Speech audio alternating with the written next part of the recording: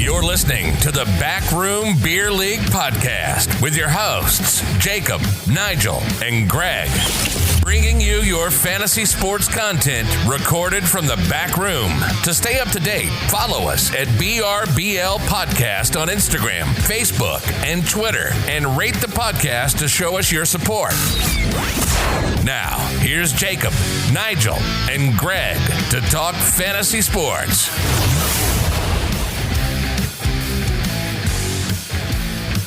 It is 8 o'clock on Tuesday, February 18th. My name's Jacob. My name's Nigel. And this is the Backroom Beer League, minus Greg this week because he is a hardworking theater student. The greatest showman. In a school production this week, so props to him. He's been working his ass off all weekend. I know he has not recording his rehearsal and dress rehearsal, and he's been putting in some real man hours on this theater production that he's in. And also I'd like to note Nigel is sick with a cold or bronchitis or some sort of disease, God knows, but all I can smell right now is vapor rub, and He's muscling through this. He committed to the podcast recording tonight, and I said, okay, as long as you're feeling up to it, and here he is. Here, Greg couldn't be here. I'm here for the boys. But if you're in the Fredericton area, nothing to do, Wednesday night, Thursday night, Friday night, Saturday night.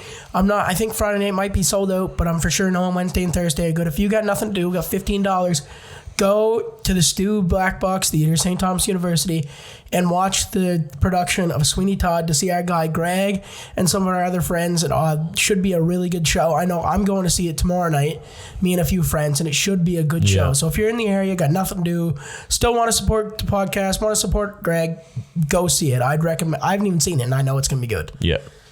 Greg's a really good actor. He's an even better podcaster, so he knows how to make himself be more pronounced on the mic with his acting skills, I think.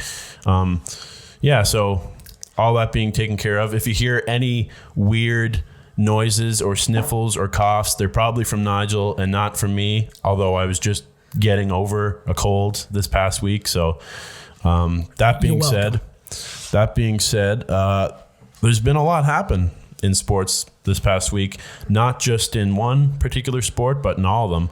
And it might be a bit shorter tonight's episode, but I think we should definitely touch on probably hockey first, because right before we started recording here, there's been a few trades that kind of have to do with the NHL trade deadline. And one of them actually went to the Capitals, Brendan Dillon from the San Jose Sharks, which signifies that the Sharks are selling. It's not that they are going to make the playoffs anyway. They're pretty much out of it now. They're a few points above the Devils. They're selling the team. They're putting everything out for market. Brendan Dillon, great defenseman, underrated in San Jose. We only had to give up a second-round pick in 2020 and a 2021 conditional third-rounder, I think.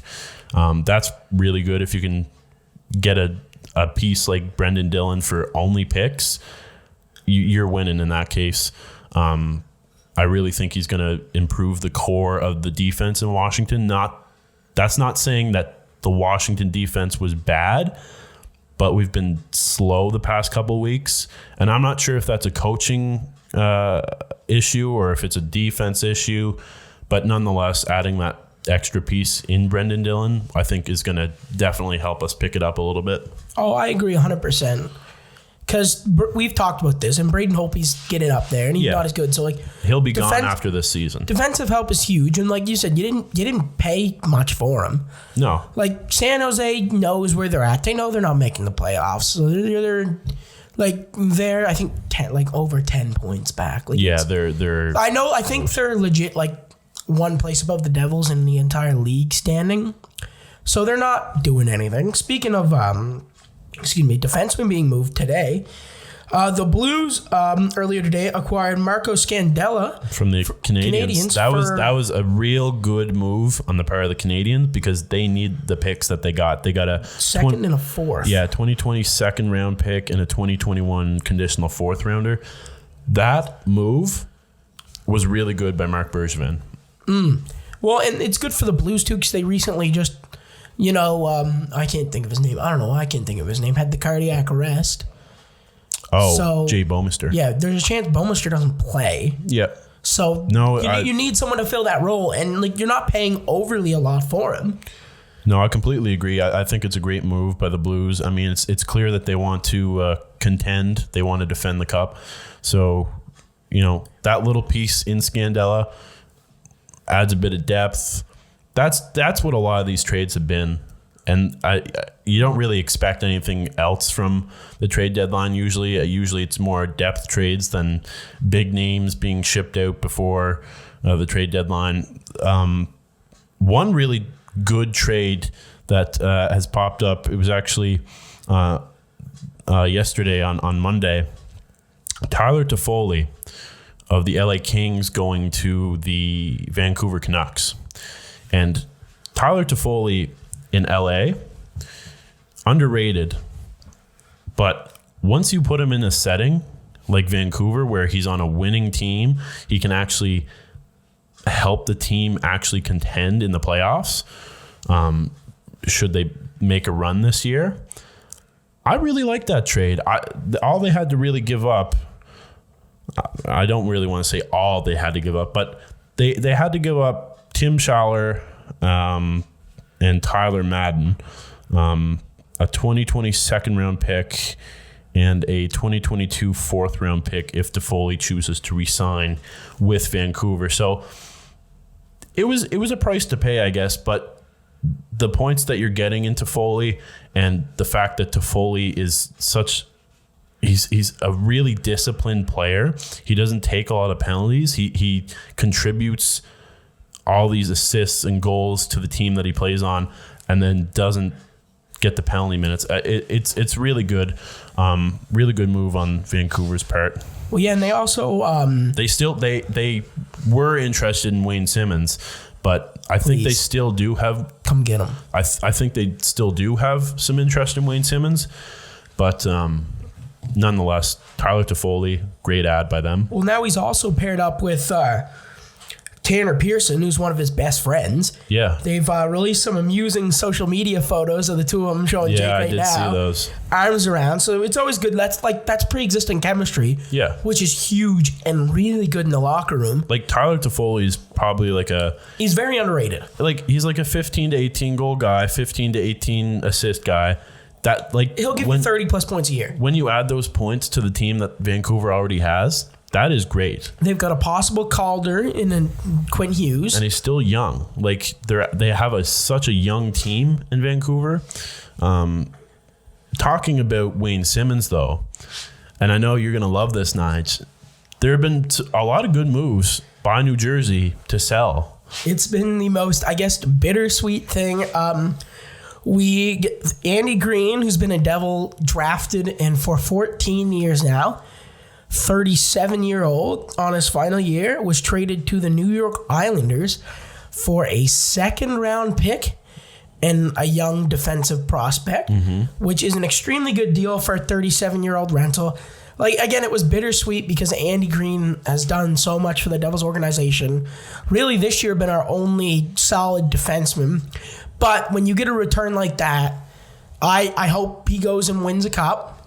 I'm all for that, because even then, there has been rumors, it's not confirmed by him, that even after this year, he might come back, re-sign if he doesn't retire. Excuse me. And the other deal, which was also bittersweet, was for Blake Coleman, the Tampa Bay Lightning gave up their first overall pick, which they had gotten from Vancouver, so it's Vancouver's, as well as Nolan Foote, who's an extremely young, he was a previous first round back, a very good forward prospect.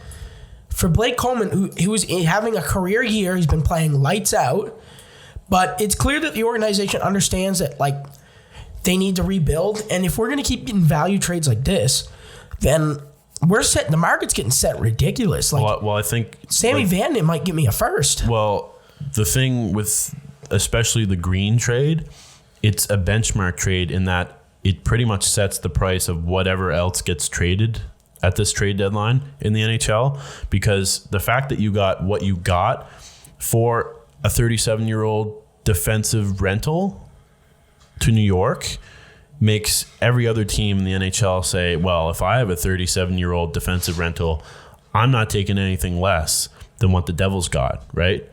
And I almost found it a weird trade in that the Islanders are actually pretty well off for defense right now. Yeah, I thought they would go for a goal scorer. They need a bit more scoring. I think a team like Toronto should have made a move for Andy Green before. They still couldn't make a move for Vatanen. I mean, you got a first-round pick? We got 3 this year. I'll gladly take 4. Like it wouldn't be a bad move because they haven't picked up that defensive piece that they need to actually contend. I now have 3 teams I'm now willing to cheer for. If for the playoffs this year, I've got the Lightning because they've got Coles now. They got Pickles. I've got the Islanders because they've got Andy, who I'm going for Andy. I want Andy to get a ring bad. That guy deserves it. And then there's doesn't also... he already have one? No. No, he would have missed out on that. He would have been 1 or 2 years... He was 2 years because he got drafted year after Zajac. Yeah, he would have missed out. He got drafted in Cup 05, so he was 2 years post Cup team. Yeah. But and then there's, if the Yotes make it, Taylor Hall. But yeah, no, the Devils have been obnoxiously good at buying low. Like if the Devils were just playing stock markets instead of hockey, they would be remaking The Wolf of Wall Street. Well, but like the Devils, the weird dilemma that you guys had this year is that you guys thought your team was better than it turned out to be. Disappointing, yeah, but the value that you're getting in some of these trades at the deadline, you're actually making some of the disappointment back. Like if you draft well with the picks that you're given. Well, Nico Hischier is playing really well. Jack Hughes has been underwhelming, but he's also an 18-year-old who's been playing. Now that he's actually shooting the puck instead of trying to pass it so much, he's been... And it could take 2 years for but even Jack then, Hughes now to we come have out of Nolan shell. Foote, a defensive prospect, 3 first-round picks this year, which odds you not blowing all 3 picks are low. There's still guys like Kyle Palmieri's still there. We might get rid of him. I don't know if we'll get rid of Palms, but he's still there. Mackenzie Blackwood is a solid foundation in that. We need to get rid of Louis Domingue. You guys, what you guys didn't do this past season coming into 2019-2020 is you didn't fully commit to a youth movement. No. And you can't really do that because, I mean, your captain was Andy Green. It's not like you can just ship Andy Green out and be like, Shero, I think, fuck off. His job was in jeopardy and said, I got to do something here, and it blew up in his face. It did. Well, I mean, you got Taylor Hall shipped out, like... You got to commit to the full rebuild. Can you imagine if we still had Taylor Hall? Oh my God. Yeah. At value, like our interim GM is getting like granted, our Taylor Hall. I'm okay with what we got for Taylor Hall. Yeah, I think it was pretty good. I think a first, a third. He's a rental prospects, too, and he's a rental. He's not coming back. No, but like he's gonna command a lot of money. Yeah. I mean, like again, we also traded a defenseman who hadn't scored in over a year for him. Yeah. Like, I don't know how you pull that kind of stuff off. Like, I mean, it hasn't worked, but like, honestly, like our GM, Tom Fitzgerald came out and said, I loved Andy. He's a great guy, our interim GM, but he said, like, we're building for a future, which is great. And the way they're doing it is great. I'm okay with that. You know, it was rough watching Travis Zajac in near tears when they asked him about Andy Green, because again, he's played with Andy for 14 years. He's been a Devil since 2004. But I'm happy they can get rid of Zajac because Zajac's a really good... He's old, but he's a really good leader in the sense that he's always been good at face-off, so he's good for teaching the young centers and the other players. I say New Jersey is probably a year or 2 out from actually having a good team. You kind of bungled this year, yeah, but the return that you're seeing on some of these trades, like I said... you're going to get some young prospects in your draft. You're going to build up your defense a bit with these young players, and you're going to land a pretty good team in the prime of Heischer's career, in the prime of Jack Hughes' career. Like, once these guys stick in New Jersey and you don't have so much movement like you did with Taylor Hall this year, and you still got Subban kicking around, you can do whatever you want with him. Yeah, I don't know what's going to happen there. Part of me doesn't want to give up on him, and we're not hurting for cap space, so the $20 million. But like, part of me also, like, when you talk about the Knicks, you want them this year to go out and make a splash deal.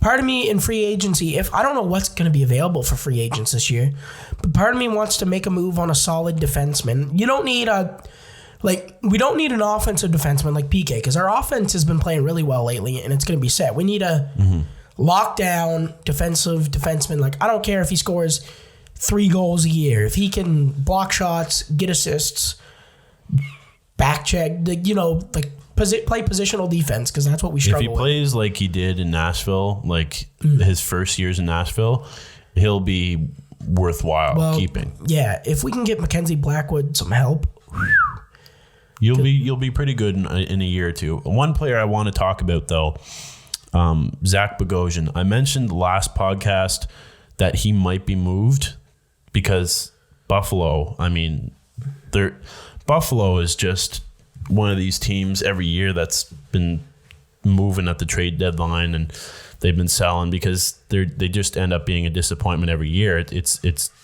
disheartening for them.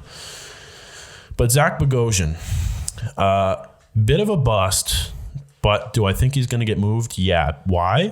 Because John Vogel reported that Zach Bogosian was waived and demoted by Buffalo, but didn't report to Rochester on Sunday.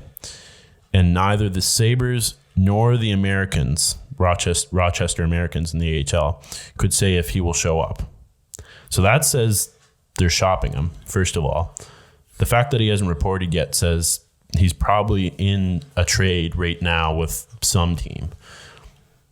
I honestly, if your team picked up Zach Bogosian and you didn't have to pay a lot for him, you'd actually be well off there. I think there's still something there in Zach Bogosian, even though he's kind of a failed project. Well, that's how I knew Blake Coleman was going, because there were rumors he went to the Avs, but when it was reported that he wasn't playing, it would have been Saturday night, nor Sunday. It was Saturday or Sunday night, either or. I knew that night that he was traded, because you don't leave out one of your stars with no reason. But a trade we did forget to mention was the Jets traded for Dylan DeMello from the Senators in exchange for a third-round pick. That was pretty good.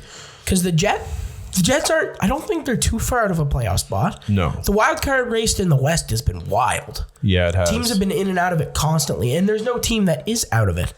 So that's for a third, that's a solid pickup. The Jets right now are 3 points out of a wild card, which is doable. Oh, 100%, because they were in it like last week. Yeah, I mean, you pick up a few games, and they have a couple games to play to catch up to.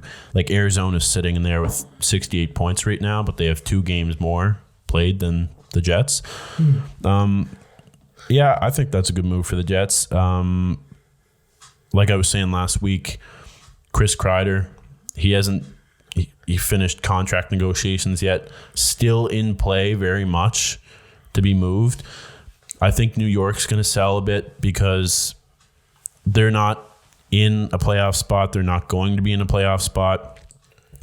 I just think it's weird that I always heard Georgiev being rumored to be traded by the Rangers. I don't think he is now. I haven't heard anything on Georgiev. But like I was saying last week, Georgiev and Shesterkin could be a great goalie tandem, the 2 Russian goalies they have in New York. And if they shipped out Georgiev to play Hank more, to play Lundqvist more, just because he's the king and he's been there, it's a seniority thing or whatever.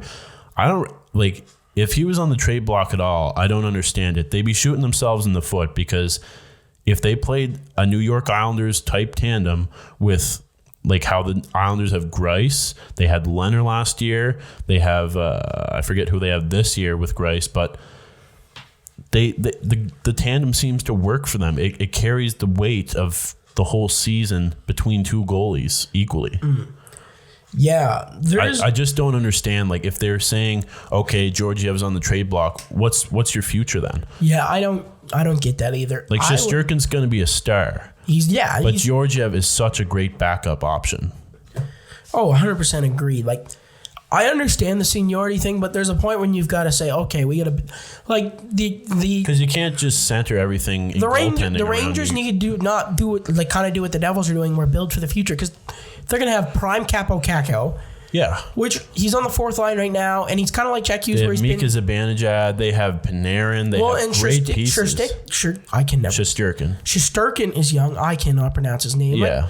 They've got a young team, and they're going to be great in 2 years. They just can't be in. They can't be in denial that it's going to be now. Yeah, if they make a stupid decision, like a really stupid decision to ship Georgiev out, they're ending it for themselves, because if you don't have that option to go to, if Shesterkin for whatever reason gets hurt, then you're just pretty much losing those games that Shesterkin's out and you don't have anybody to go to. Because who are you going to put in? A 40-year-old Henrik Lundqvist? I mean, no disrespect to Henrik, but he's not the goalie that he was 10 years ago. No. Sadly, I think he will go down as him and Carey Price will be the two best to go and never win. Yeah. Because they're both extremely good. Henrik is hands down the best goaltender, I think, to play and never win a cup.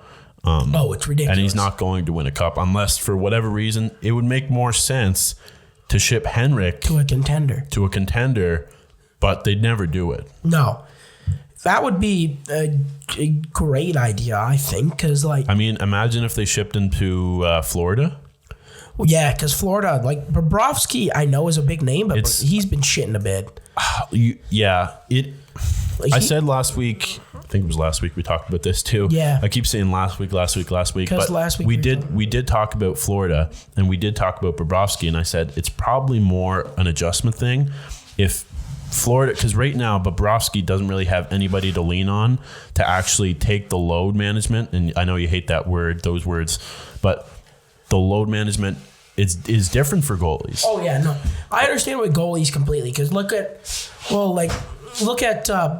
Carey Price is a prime example. They bell cowed him, and now he's on an 8-year deal making a lot of money, and he's not what he used to be. If he was in Florida, like if Henrik was in Florida and him and Bobrovsky shared the load of the games this season, like Florida's already a team that is contending for a wild card spot, but if Bobrovsky had that little bit of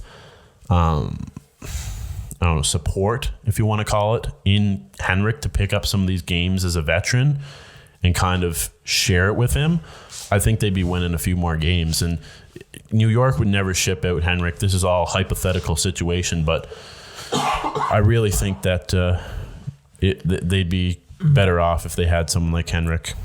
Yeah, well, since Greg's not here, we're not going to dwell on basketball. Not too much, but I think we should definitely touch on a few things. We're not the big stars. One thing you've got here, which is just happened. I know we all talked that we didn't like All-Star games, but Greg says the NBA's was the best. It is. And my God, by and large, I got to say, it was a great game. We were shitting on that new format. My God, was that like, I know there's no defense being played, but like 150, I don't know how Team Giannis ever got that close. That game should not, like, those teams were so stacked. Well, the starting lineup was stacked in LeBron, and they changed the MVP to the Kobe Bryant Award, which Kawhi Leonard won, which was great. Kawhi Leonard still, like, his interviews are so funny because he's just, like, yeah, you can tell he's kind of not antisocial, but he's a very closed off person. Yeah. So, like, he walked out. I remember we walked out for an interview and there was a Gatorade bottle on the table, and he took it off and he was just like, "I'm not sponsored." Yeah, like it's like stuff like that makes him funny, and like it was a great game. What was that? I think 150. I mean, some weren't happy it ended on a foul. It was 155, 153. I think it was something like that because it came down to 2 free throws, and I know I don't know if Anthony Davis intentionally botched the first one to build some hype for the second one, because I mean Anthony Davis is a pretty good free throw shooter, but he hit like the the back of the rim. Like that, like it seemed like ugly. Yeah.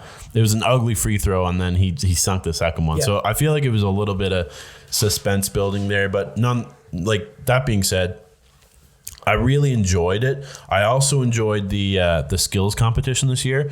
I always enjoy the skills competition. We were saying that we actually enjoy the skills competitions almost as much or more. Man, the 3-point though. The 3-point competition, Bam Adebayo in the skills competition. Big boy Bam. Oh my God. Well, not just Bam, but there were so many big men that contended. Like it was all big men. It was an all big men final. I mean, Sabonis, he went against Sabonis in the final. I think it really comes down to the fact that the big men can actually shoot those threes. Could you imagine if Anthony Davis was in that? Yeah. Oh my, Anthony Davis is a freak. Yeah. But Bam is underrated. Bam is Spencer good. Dinwiddie came in as the previous champ. Like he won last year, and he made him look like a fool.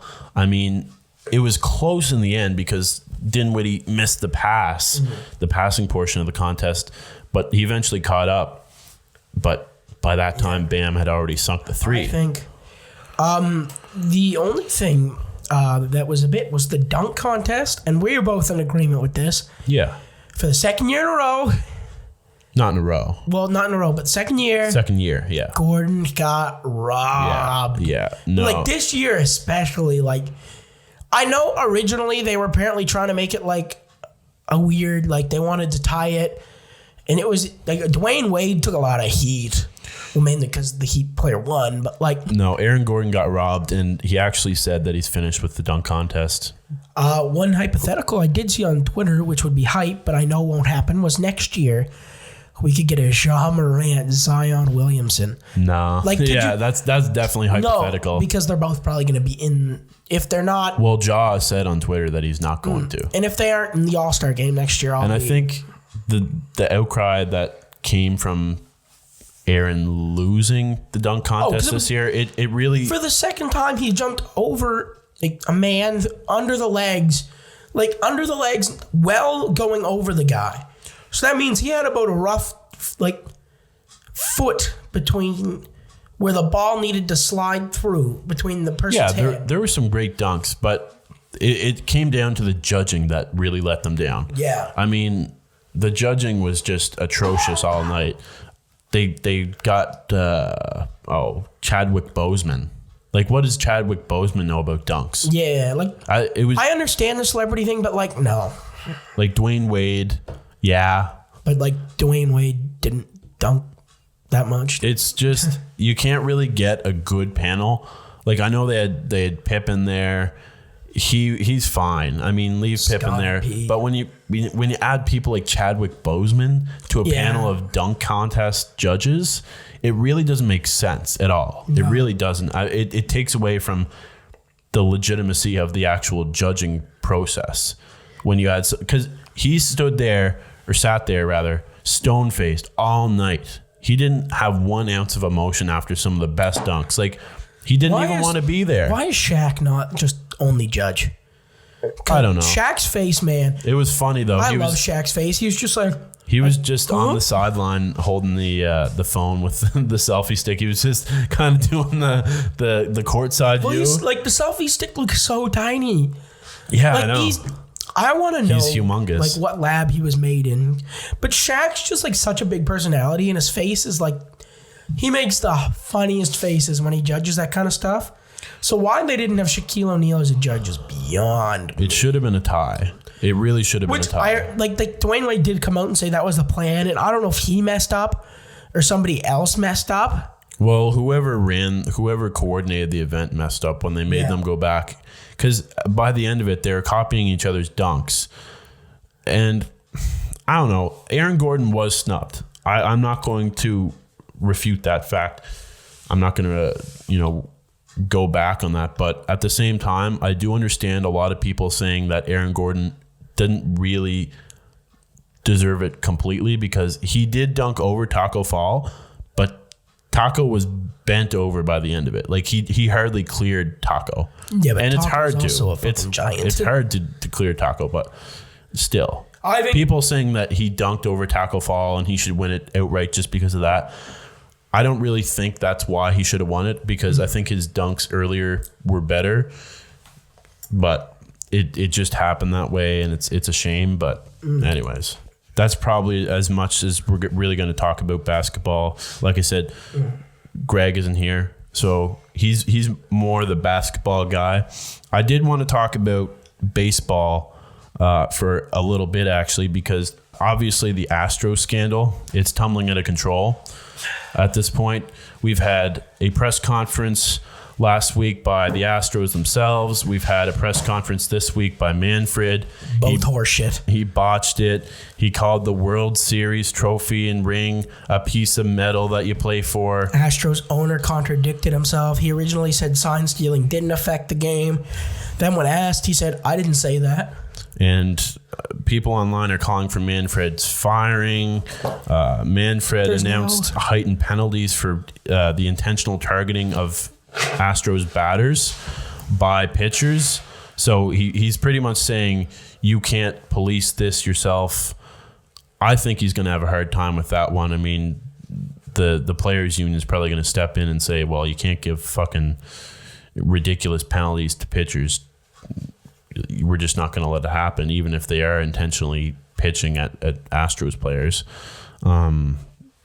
It's really hard to wrap your brain around at this point, because there's so much shit coming out.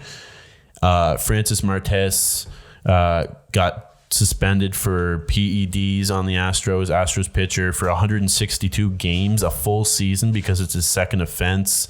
I know I read today the Astros season ticket holders are suing the Astros organization for misleading them in pricing. I don't know. It's just, there's so much shit building up within. Well, it's the whole fucking thing's already exploded, but it's just oozing out of Houston right now. There's so much shit that they have to deal with, and it's a mess. If you were part of the Astros organization right now, you really don't want to come into work. You don't want to play baseball. Well, and now it's the excuse.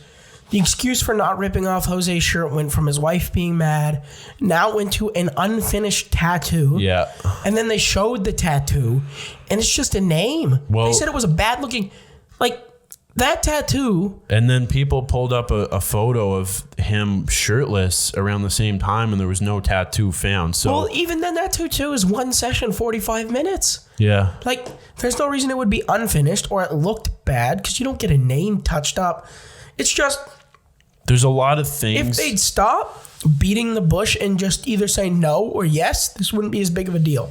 But it's we refuse to comment. The MLB did their investigation, and the horseshit excuses that keep getting proven false. Well, Korea came out and faced the reporters and faced, I think it was Ken Rosenthal, actually, he talked to, and said, well, shut up, you don't know the facts. He was responding to Cody Bellinger's take on the whole situation. And Cody Bellinger, I think, really handled it well. He was pissed off, but he didn't say things that were out of context. He didn't say things that were necessarily rude or anything. He really handled it professionally, I think. I mean, being a Dodgers player, he said they stole the World Series from us, pretty much. And I think that's true, considering they're cheating bastards. But I think Correa, in his response, saying, shut up, you don't know the facts, don't talk shit if you don't know all the facts. Well, what are the facts?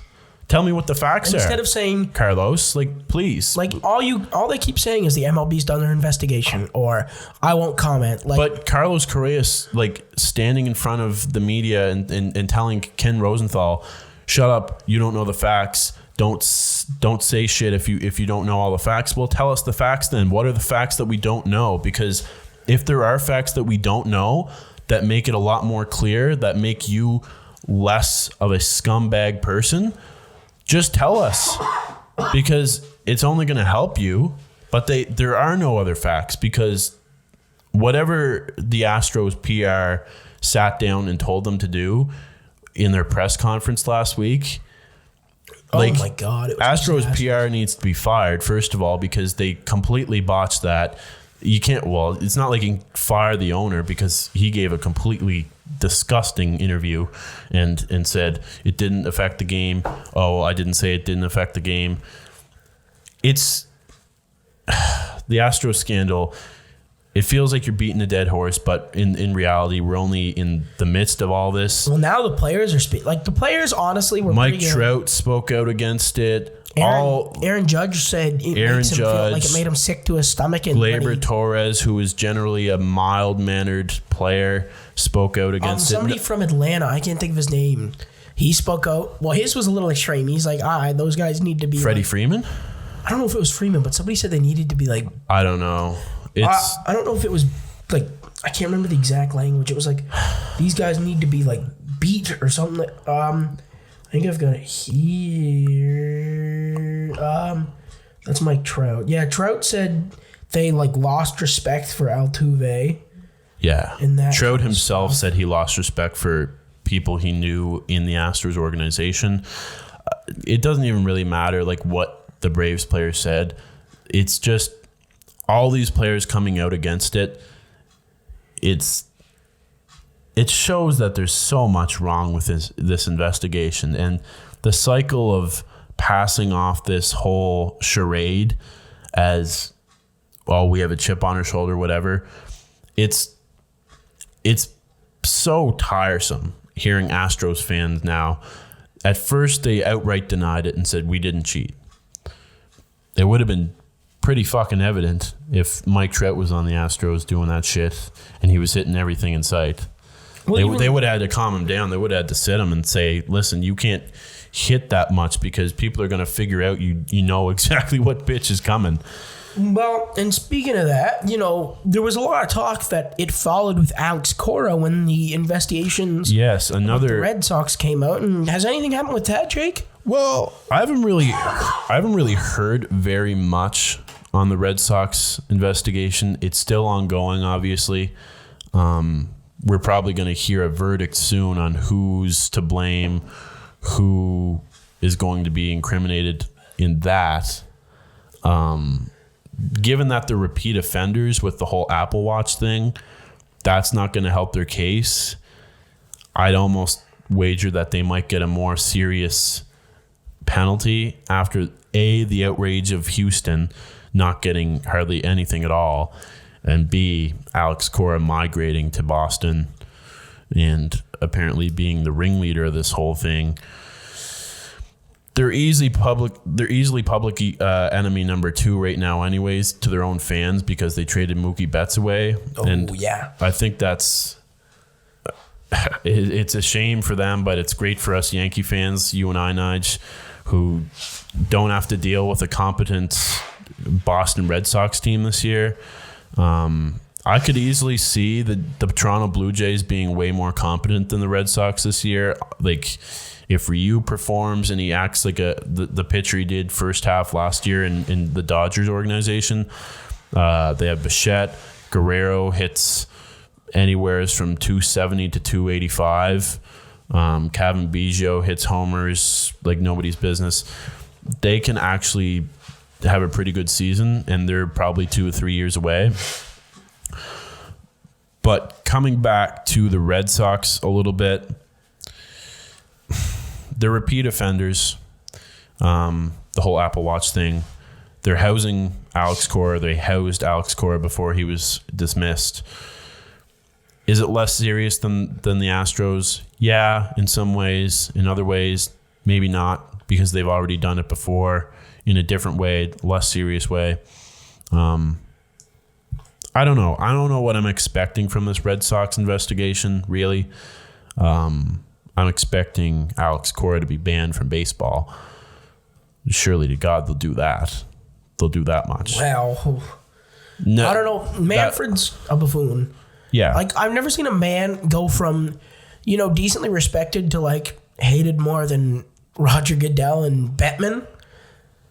Like, that takes a lot, because Goodell and everybody hates Goodell and Bettman. Like, those guys walk into a draft and all you hear are boos. Yeah. Like, Manfred tanked hard in an interview. And his failure to punish the players and all this mess. Well, at this point, he's making jokes in the interviews and he's making jokes in the press conferences. It's obvious that Manfred knows he's taking shit for this, and it's obvious that he's not really. He doesn't feel bad because at the end of the day, he's only really responsible to a very limited extent. I mean, he's responsible to the owners of the teams, and as long as he keeps making the money, then they're not out anything. Yes, the integrity of baseball has been changed drastically, and it has changed, in my opinion, forever until a ballsy commissioner in the future hands out a penalty that should have been handed out here. But has there really been any money lost to the sport of baseball over this mishandling of the situation? I'd argue that they're going to make more money this year because their name's been in the press all offseason. Well, it's the first time baseball has been trending on Twitter in years. Because off-season, baseball has a really long... And baseball's off-season's at the most unfortunate time. Because baseball's off-season is, every other sports... the three other main American sports of basketball, football, and hockey all go on while baseball's in off-season. Well, hockey's in off-season, it's just baseball and a tiny bit of football. And people don't pay attention to baseball off-season as much as the other sports because there's just so many players in baseball, you can't keep track of them all. Half of them are also Yeah. It's the hardest sport to play. Well, because there's the minors are so objectively expensive. it's the hardest sport to play, and it's almost one of the hardest sports for a lot of people to watch because it's such a slow-paced sport. You've got to commit to 9 innings, which we love doing. It's a bit more interesting than golf to some people. I find it really interesting because I love baseball. And I'm very happy we're getting to start soon. Yeah. Because that means we're going to do the same thing we did last year, which, our friends are going out on Friday nights. We are parked in, instead of a dorm room, a couch, watching baseball. Really? Yeah. Leading from the Red Sox, the Astros investigation, all the cheating bullshit, nasty cheaters. We're not going to stop talking about it. We're probably going to talk about something new that came out in the next podcast. So I'd like to move on from it and just talk about the LA Dodgers this year. The realistic chance that they have to win the World Series this year, I think it's there. Well, it helps that the NL is kind of a shit show. Yeah, but they have the pieces this year. They've lost Maeda, yeah. They've lost Ryu, okay. They've lost a little bit of pitching depth, but I think that can easily be regained. Plus, they have some great pitching in the minors. If they can get 2018 Mookie, oh my fuck. They have great pitching in the minors, the Dodgers. So, and Clayton Kershaw, again, there's the whole playoff, but regular season, Clayton Kershaw's going to get you there. Yeah, he'll get you to the postseason. I really think it could end up a Yankees-Dodgers World Series, which would be classic. It would be great. That would be a great... And Garrett Cole would throw 9 innings. He would never come out, and he would shut out the entire team, and we'll celebrate. I'd love to see the Yankees win, but man, oh man, if the Dodgers won, I wouldn't even really feel that bad. I mean, I'd love to see the Yankees win, but the Dodgers have been tortured, especially after this whole investigation and uncovering of Houston cheating. It would be so good for the sport if they just won a World Series so they could get that monkey off their back. They could come out as, okay, we didn't choke this year. Because if you haven't noticed that all the comments of this team chokes in the playoffs, the Dodgers are chokers, they've gone away. And they've gone away for good reason, because the Astros cheated. And with this whole thing coming to an end, the cheating coming to an end, I'm sure they cheated in 2019 too against the Yankees. with this whole thing wrapping up, and maybe the Astros aren't as good this year without that advantage that they had before, I really think that the Dodgers could actually pull it off this year. Oh, I 100% agree. I wouldn't be. Of course, I'm going to be upset when the Yankees lose. Yeah, but it's good for the sport. It would literally be the storybook ending for Kershaw. Such a tortured franchise. Like the team I root for in the NL has been the Dodgers. I rooted for them in 2017. Yep. When they played, I rooted for them in 2018 when they played the Red Sox. Well, when the Yankees got put out by the Astros in 2017, we rooted for them. Well, I wasn't an Astros fan before that, but then I was like, bingo, let's go. Oh, I've always hated the Astros. I don't even know why. I just did. And now it's justified, but I just did. Couple more things I want to touch on before we wrap up. I don't really think we're going to get to football today. Not much really happened. Not much really happened. We're now prior to free agency, so it's basically cutting season. And there's a few guys that, since they're cut, they can be signed prior to free agency. But yeah. One thing I wanted to touch on in baseball is Nolan Arenado. He has not found a suitor to be traded to yet. He's sitting in Colorado. He's been pissed off by his management and owner about wanting to move him and then pulling him from trades. He thinks he's trade bait now. I don't think he's really going to be too content to stay in Colorado. So if he gets moved, I wouldn't be surprised. Where is it getting moved? That I don't really know. If Cincinnati did a third base swap and flipped Eugenio Suarez and something to Colorado and Arenado went to Cincinnati, well, that would be filthy. That would be filthy, and Cincinnati would be a contender. They're a dark horse now, and I think if they're a dark horse now, get Nolan, dark horse would be gone and just be contender. They've got a bit of a clusterfuck situation in their outfield, but if they can right that, and they had Arenado at third, watch out, because any team with Arenado is going to be a better team. But the fact that Cincinnati's pretty close is just even better for them. How does Garrett Cole look in spring training? Well, I can tell you one thing. Yankees fans are just loving every single minute of these clips that I see from the Yankees social media, the Yes Network social media. They've just been posting nonstop feeds of Garrett Cole throwing his fastball, I love it. He is a beautiful man that's going to be a beautiful pitcher. I love it. I can't get enough of these Garrett Cole clips. I share every single one of them to my Instagram story just because he looks good in the uni. Yeah.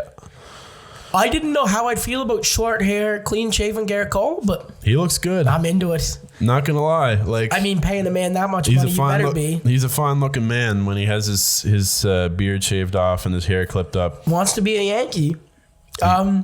Also, I think I love spring training. The clips we've been seeing. I sent you a clip the other day of Zach Britton. Zach Britton just cracking Joe. Oh my God, it was hilarious. Zach Britton has personality. I really hope Zach Britton has a good year this year because me too. He really got blown up last year. Not sure why. Sometimes it's just an unlucky year. I mean, Chad Green opened the year last year with a 10.0 ERA, and he finished with a 4.13. It's hard to bring it down that much. He had a great year after those first 2 months. So could we see a rebound Zach Britton? Yes, I completely think so. Britton had a 3.83 ERA the year before last. He's a great reliever. I just think that last year wasn't his year. He might have been suffering from an injury. I know he was injured at the end of last season. So, like I said, I'm just excited to see all this kind of come together. This weekend, we're going to have our first spring training games to watch. I'm going to be watching them for sure because I'm cracking to see something. I'm cracking to see something because even if it's Clark Schmidt on the mound against a Reds team of prospects that I can't even name, it's just going to be so refreshing to see the game of baseball back. And it's so funny how it almost signifies how quick summer is coming. Yeah, I know. Summer is on its way, and it might seem like a long time away now that we're talking about it in February, but summer, late spring is gonna pop up really fast. I love it when it's even better for us because we're university students and we're ready to get out of here. Baseball signifies the time in the semester when my attention span just goes. So I just watch baseball instead of do productive things. Yeah, less studying on midterms, more studying on fantasy baseball. If you're us, it's just watching the World Series final game instead of studying for your midterm. But yeah. So before we close it off, a couple of fantasy pickups I'd like to mention. Deep leagues, not so deep leagues in fantasy baseball. Aristides Aquino. Great opening first impression last year at the end of the year. He got called up to Cincinnati. He was hitting homers left and right. Is he going to have that kind of production this year? No. It's unrealistic to think that he's going to hit a homer every single game he plays this year like he was doing at the end of last year. But that being said, I still think he could be a 30-35 home run hitter this year easily, even though he's such a young talent. Another one, Sonny Gray, another Cincinnati Red, got traded to Cincinnati last year. That's a name I remember hearing, but hearing it, I'm like, oh shit. Well, right, you're going to be Gray. hearing it some more because Sonny Gray went to Cincinnati as a wounded pitcher. Really couldn't get his stuff together. His pitch rotation wasn't really doing so hot. People found holes in his junk that he was throwing to the plate. It seems like when you go to Cincinnati, you instantly become a better pitcher, and I think that's what's going to happen with Sonny Gray. So I really recommend picking Sonny Gray up if he's available in your league. Maybe buy low right now. I know he had a great end to the year last year when he was on Cincinnati. Another piece to pick up, another pitcher, reliever. I mentioned last week, Emilio Pagan, now on the San Diego Padres. Got shipped from Tampa Bay last week. Great reliever. He's probably going to be the setup guy or middle relief to Kirby Yates. Could close sometimes. He'll get you those save holds. He'll get you those Ks. He has a really low whip. Pick Emilio Pagan up. You won't regret it. He might not be a buy low candidate necessarily, but someone who might not realize what they have in Emilio Pagan as a reliever might give him up really easy. Yeah, so again, like Jake said, we're not going to touch on football. Not a lot's happened, that. And without Greg, we're kind of shortening it, and with me being sick. So I think we're just going to go to our players of the week and close it out. So my player of the week, this is a homer take, but I think it's deserved, is Mackenzie Blackwood. In his past 3 games, 2 shutouts, both with roughly 40 shots. And then his last game against Columbus, he let in 3 goals, but he also took 55 shots. A lot of shots. Came up unbelievably clutch in the shootout win over Columbus. And for a goalie that faces the most odd man advantages in the NHL, his plays of recent got me excited that we might have the second coming of Marty Brodeur in the New Jersey Devils franchise. Well, I'll tell you this. You definitely have something. Blackwood is going to be a great goaltender. He needs some help on defense, and his backup goalie not to be trash. He needs some support, but with the picks that you're getting, the young prospects that you're getting in these trades, like I said earlier, I've said it probably 4 or 5 times now, New Jersey can actually give him that support in the future, I think. I'm excited. If you draft well. And I think you're going to. It went from because you don't want another one of these years in being a Devils fan wanting to beat your head in with a tire iron to now I'm excited. I'm excited to see what will happen. Yeah. Granted, I said that going into this year and it blew up in my face, but I'm excited. I legitimately think that you have a good chance at becoming a good team in the next 2 to 3 years if you play your cards right, draft well, develop what you have, give Blackwood the time he needs, but don't overplay him. Go to Domingue when you have to give him some load management. I really think there's something special in Jack Hughes. Obviously, he's only 18. He's not gonna blow the doors off the place this year. And then you still have Nico Hischier. So you've got a good base, 2 to 3 years, maybe even 1 to 2 years, depending on how fast you advance your rebuild. I think you're going to be a good team, Naj. I think you're in good care with everything that you've got. My player of the week is shifting to basketball. I don't think I've had a player of the week from basketball thus far. Maybe I have. Maybe I had Zion. I'm not sure. I think you did. I think I did like first or second episode. But my player of the week is Aaron Gordon. Had to just do it out of pity almost, because it's a real crying shame that even though I don't think the taco fall was the be-all, end-all of the dunks that were shown that night, I really think Aaron Gordon outperformed.